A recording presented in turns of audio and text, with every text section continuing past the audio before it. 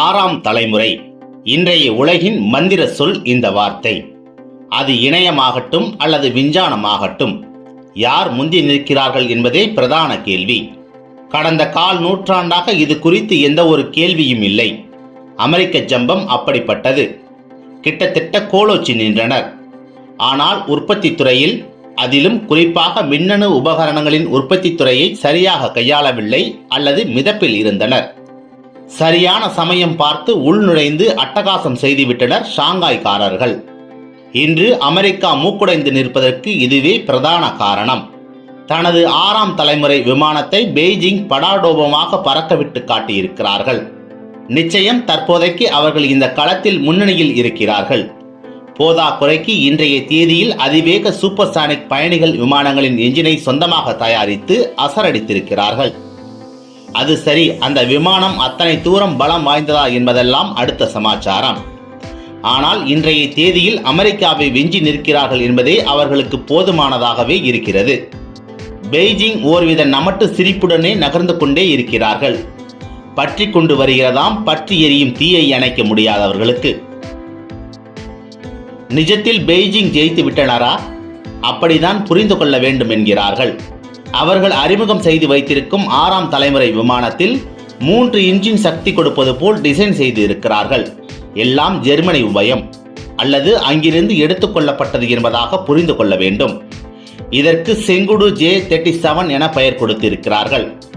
உலகில் 5 நாடுகள் 6ஆம் தலைமுறை விமானத்தை கொண்டு வருவதில் போட்டி இருந்தது. இதில் சீனா மாத்திரமே வெளியே கொண்டு வந்து பிரகடனம் செய்து இருக்கிறார்கள். நம் இந்திய தேசம் இந்த போட்டியில் தற்போதைக்கு இல்லை. ஆனால் தேவை மற்றவர்களை விட அதிகமாக நமக்கு இருக்கிறது. தற்சமயம் 5ஆம் தலைமுறை விமானத்தில் தான் நமக்கு கவனம் இருக்கிறது என்கிறார்கள். கிட்டத்தட்ட 700 போர் விமானங்களின் தேவை அத்தியாவசிய அவசியம் என்கிற இடத்தில் நமது விமானப்படை இருக்கிறது.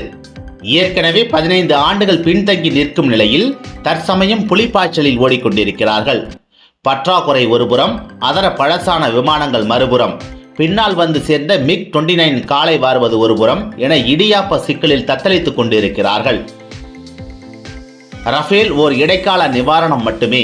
இன்னமும் நம் விமானம் தாங்கி கப்பல் மேல் தளத்தில் வைத்து இயக்க ரஃபேல் M ரக விமானங்களை தேர்வு செய்து ஆர்டர் கொடுத்து கொண்டிருக்கும் போதிலும் அவைகள் முழுமையாக வர 2029ஆம் ஆண்டு ஆகும் என்பதே நிதர்சனமான உண்மை.